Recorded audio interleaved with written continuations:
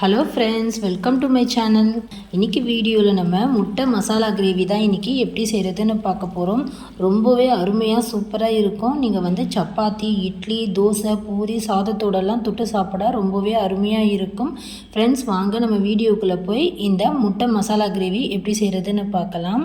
First இந்த recipe பண்ணுறதுக்கு கடாயில் ஒரு 2 டேபிள் ஸ்பூன் அளவுக்கு எண்ணெய் சேர்த்துக்கோங்க. இப்போது இதில் 2 பெரிய வெங்காயம் கட் பண்ணி சேர்த்துட்டு ஒரு 3 to 4 நிமிஷம் வரைக்கும் மீடியம் ஹீட்லேயே நல்லா வதக்கிக்கோங்க. இப்போ பார்த்தீங்கன்னா வெங்காயம் நல்லா ஓரளவுக்கு வதங்கிடுச்சு. இப்போ இதில் ஒரு 2 சின்ன துண்டு அளவுக்கு இஞ்சி, ஒரு 5-6 பல்லு பூண்டு சேர்த்துக்கலாம். கூடவே காரத்துக்கு இதில் ஒரு 4 பச்சை மிளகாய் கட் பண்ணி சேர்த்துருக்கேன். ஒரு 10 போல் முந்திரி சேர்த்துட்டு நல்லா வதக்கிக்கோங்க. இப்போ இது எல்லாத்தையும் சேர்த்து மீடியம் ஹீட்டில் ஒரு 2 நிமிஷம் நல்லா வதக்கிக்கலாம். இப்போ வதங்கினதும் கேஸ் ஆஃப் பண்ணிவிட்டு நல்லா ஆறுனதுக்கப்புறம் மிக்ஸி ஜாரில் மாற்றிக்கலாங்க. இப்போ இது கொரப்பாக அரைச்சி எடுத்துக்கலாம். கூட இப்போ இதில் ஒரு கைப்பிடி அளவுக்கு கொத்தமல்லி சேர்த்துட்டு அரைக்கிறதுக்கு கொஞ்சமாக தண்ணி விட்டு நல்லா பேஸ்ட்டு போல் அரைச்சி எடுத்துக்கோங்க. இப்போ முட்டை கிரேவிக்கான மசாலா நம்ம அரைச்சி எடுத்தாச்சு.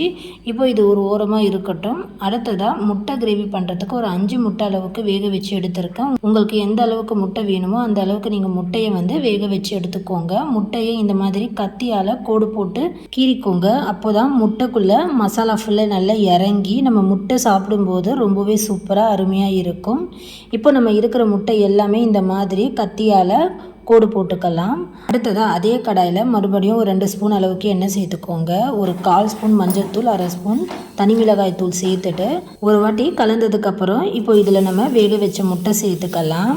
நம்ம மஞ்சத்தூள், மிளகாய்த்தூள் சேர்க்கும்போது கேஸ் மீடியம் ஃப்ளேம்லேயே வச்சு நீங்கள் மஞ்சத்தூள், மிளகாய்த்தூள் சேர்த்துக்கோங்க. இல்லைன்னா உடனே கருகி போயிடும். இப்போது இதில் நம்ம கொஞ்சமாக உப்பு தூவிக்கலாங்க. இப்போ நல்லா கலந்துக்கலாம். ஒரு 2 நிமிஷம் முட்டையை நல்லா ரோஸ்ட் பண்ணிக்கோங்க. இப்போ நம்ம முட்டையை நல்லா ரோஸ்ட் பண்ணியாச்சு. ஒரு கிண்ணத்தில் முட்டையை எடுத்துக்கலாம். மறுபடியும் அதே கடாயில் ஒரு 2 டேபிள் ஸ்பூன் அளவுக்கு நம்ம எண்ணெய் சேர்த்துக்கலாங்க. எண்ணெய் சேர்த்துட்டு எண்ணெய் சூடானதும் ஒரு 3 துண்டு பட்டை, 3 கிராம்பு, 3 ஏலக்காய் சேர்த்துக்கோங்க. இப்போ இது நல்லா பொரிஞ்சு வந்ததும் நம்ம அரைச்சி எடுத்து வச்சுருக்கிற இப்போது வெங்காயம், இஞ்சி, பூண்டு, முந்திரி பேஸ்ட்டு சேர்த்துக்கலாம். சேர்த்துட்டு ஒரு 3 to 4 நிமிஷம் வரைக்கும் லோ ஹீட்லேயே நல்லா வதக்கிக்கோங்க. மசாலாவோட அந்த பச்சை வாசனை போய் நல்லா நிறம் மாறி வர வரைக்கும் ஒரு 4 நிமிஷம் போல் நல்லா வதக்கிக்கோங்க. இப்போ மசாலா பார்த்திங்கன்னா ஓரளவுக்கு நல்லா வதங்கிடுச்சு. இப்போ இந்த டைமில் நம்ம ஒரு 1/4 ஸ்பூன் மஞ்சள்தூள், 1/2 ஸ்பூன் மிளகுத்தூள், 1/2 ஸ்பூன் கரம் மசாலா சேர்த்துக்கோங்க. இப்போ இந்த மசாலாவுக்கு தேவையான அளவுக்கு ஒரு 1/2 ஸ்பூன் உப்பு சேர்த்துட்டு நல்லா வதக்கிக்கோங்க. இப்போ பார்த்திங்கன்னா நல்ல ஓரளவுக்கு நம்ம போட்ட எண்ணெய் எல்லாமே பிரிஞ்சு வர ஆரம்பிக்குது. இந்த டைமில் நம்ம ஒரு 2 டேபிள் ஸ்பூன் அளவுக்கு ஃப்ரெஷ்ஷான தயிர் சேர்த்துக்கலாம். உங்கள்கிட்ட ஃப்ரெஷ் க்ரீம் இருந்தால் அதை கூட நீங்கள் சேர்த்துக்கலாம். ஃப்ரெஷ் க்ரீம் இருந்தால் சேர்த்துக்கோங்க. அப்படி இல்லைனா நீங்கள் தயிர் மட்டுமே சேர்த்து கூட செய்யலாம். இப்போ பொடியாக கட் பண்ண மல்லி இலை சேர்த்துட்டு இப்போ நம்ம ஒரு 2 to 3 நிமிஷம் லோ ஹீட்லேயே நம்ம இதை குக் பண்ணிக்கலாங்க. இப்போ பாருங்கள், நல்லா திக்காக நல்ல மசாலா வெந்து நல்ல கலர் மாதிரி சூப்பராக வெந்து வந்துடுச்சு. இப்போது இந்த டைமில் நம்ம தண்ணி சேர்த்துக்கலாம். உங்களுக்கு கிரேவி எந்த அளவுக்கு திக்காக வேணுமோ அதுக்கேற்ற மாதிரி நீங்கள் தண்ணி சேர்த்துக்கோங்க. இப்போ நான் இதில் இன்னும் கொஞ்சம் தண்ணி சேர்த்துக்கிறேங்க. இப்போ நல்ல கொதி வரணும். இப்போ பார்த்திங்கன்னா இந்த மாதிரி நல்ல கொதி வந்ததுக்கப்புறம் நம்ம வறுத்த முட்டையை இதில் சேர்த்துக்கணும். சேர்த்துட்டு நல்லா கலந்துக்கோங்க.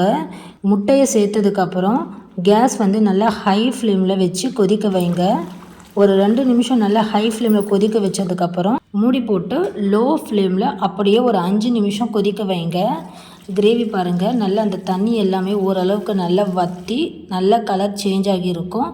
இந்த டைமில் நம்ம பொடியாக கட் பண்ண மல்லி இலை சேர்த்துட்டு நல்லா கலந்து விட்டு கேஸ் ஆஃப் பண்ணி இறக்கிக்கலாம். அவ்வளவுதான், சூப்பராக அட்டகாசமான சுவையில் முட்டை கிரேவி நம்ம ரெடி பண்ணியாச்சு. நீங்களும் இதே மாதிரி வீட்டில் முட்டை கிரேவி செஞ்சு பாருங்கள். சாதம், சப்பாத்தி, பூரி, தோசை, இட்லி கூடலாம் ரொம்பவே அருமையாக இருக்கும். நான் இன்றைக்கி வீடியோவில் சப்பாத்தியோட பரிமாறியிருக்கேன். நீங்களும் வீட்டில் செஞ்சு பார்த்துட்டு மறக்காமல் கமெண்ட் பண்ணுங்கள். இந்த வீடியோ பிடிச்சிருந்தால் லைக் பண்ணுங்கள், மற்றவங்களுக்கும் ஷேர் பண்ணுங்கள்.